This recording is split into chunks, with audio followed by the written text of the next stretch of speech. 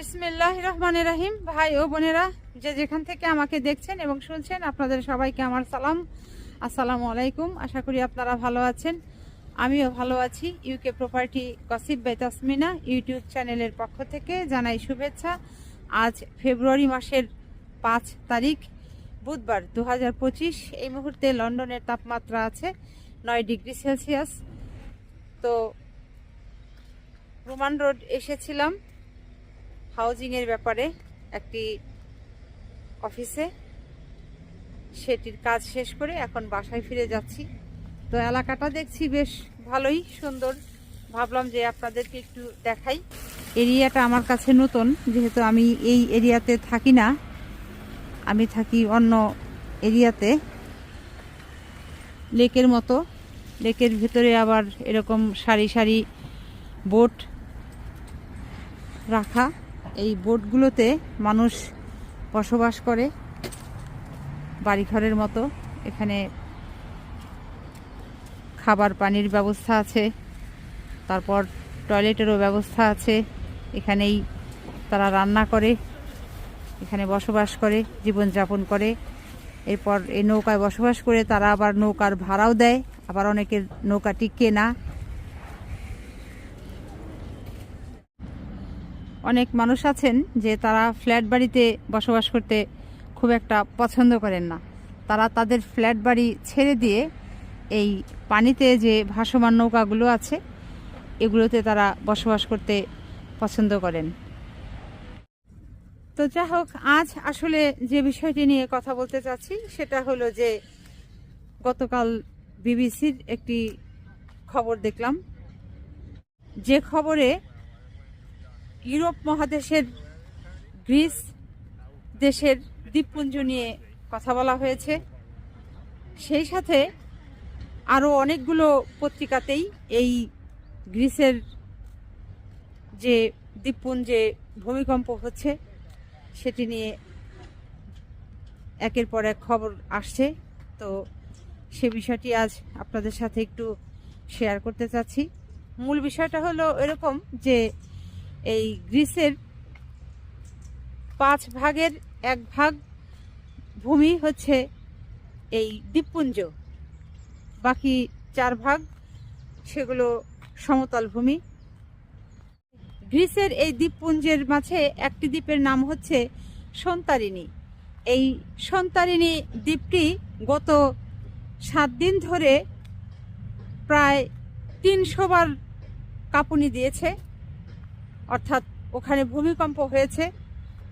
তো এখন হিসেব করেন, এই 7 দিনের মাঝে যদি 300 বার কম্পন হয়, তার মানে ওটি কম্পনের ওপরেই রয়েছে। এর মাঝে বড় একটি কম্পন অনুভূত হয়েছে, যেটির মাত্রা ছিল 5 দশমিকের ওপরে। তো যে কারণে এই গ্রিক কর্তৃপক্ষ ওই সন্তারিণী দ্বীপে যারা বসবাস করে তাদেরকে নিরাপদ স্থানে জরুরি ভিত্তিতে সরিয়ে নিচ্ছে। ওই দ্বীপটিতে প্রায় 15 থেকে 20 হাজার লোকের বসবাস তারা করে। সাময়িকভাবে ওখানকার যে স্কুল আছে সেটিকে, সব স্কুলগুলোকে বন্ধ ঘোষণা করা হয়েছে। তারপর ইজিয়ান এয়ারলাইন্সে করে অনেকেই অন্যত্র চলে যাচ্ছে, কাউকে হেলিকপ্টারে করে নেওয়া হচ্ছে। তারপর হচ্ছে পানিপথে জাহাজ, ফেরি, এগুলোতে করে করে মানুষ যে যেভাবে পারছে হাজার হাজার মানুষ ওখান থেকে সরে নিরাপদ স্থানে অন্যত্র চলে যাচ্ছে। এই হচ্ছে মোট কথা। প্রতি বছর লাখ লাখ পর্যটক এই দ্বীপে যায় বেড়াতে, দ্বীপের সৌন্দর্য দেখতে, উপভোগ করতে। চারদিকে শুধু পানি আর পানি, ঢেউ।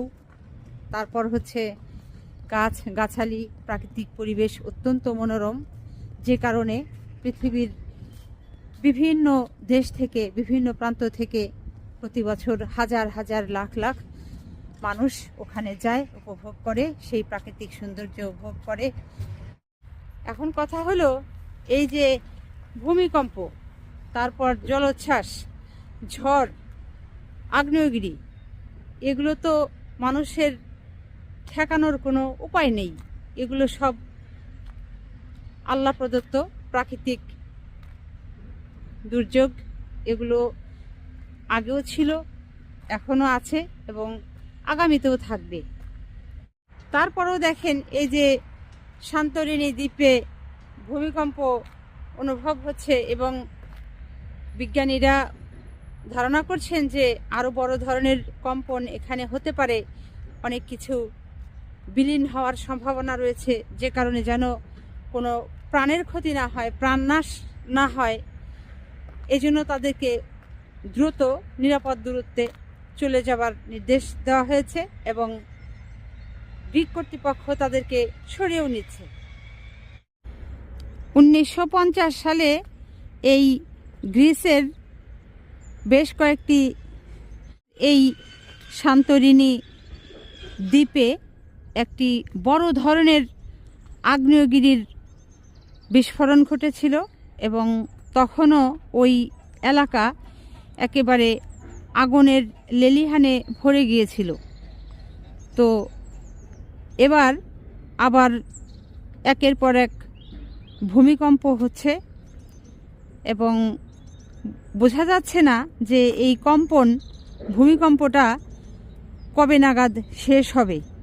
এবং যেভাবে এখন ওই সান্তরিণী দ্বীপটি কাঁপছে, ভূকম্পন হচ্ছে, এটির মাত্রা আরও বাড়বে নাকি কমবে, এটি কবে নাগাদ শেষ হবে, এই সম্পর্কে আসলে কোনো বিজ্ঞানী ধারণা দিতে পারছেন না। বিধায়ী ওই এলাকা থেকে যারা বসবাস করেন তাদেরকে সরিয়ে নেওয়া হচ্ছে। আমি একটি পার্কের ভেতরে ঢুকে পড়েছি, হাঁটছি আর কথা বলছি। এত বেশি পাখির কিচিরমিচির শব্দ, পাখি খুব মনের আনন্দে একে অপরের সাথে কথোপকথন চালিয়ে যাচ্ছে, শুনতে আমার ভালোই লাগছে। আমিও কথা কন্টিনিউ করে যাচ্ছি আপনাদের সাথে। তো আজ এখানেই শেষ করব। এই পৃথিবীর মানুষ যে যেখানেই আছেন সবাই নিরাপদে থাকবেন, ভালো থাকবেন এবং আমার জন্য দোয়া করবেন। আমার এই চ্যানেলটিতে লাইক, কমেন্ট, শেয়ার এবং সাবস্ক্রাইব করবেন। আসসালামু আলাইকুম, আল্লাহ হাফেজ।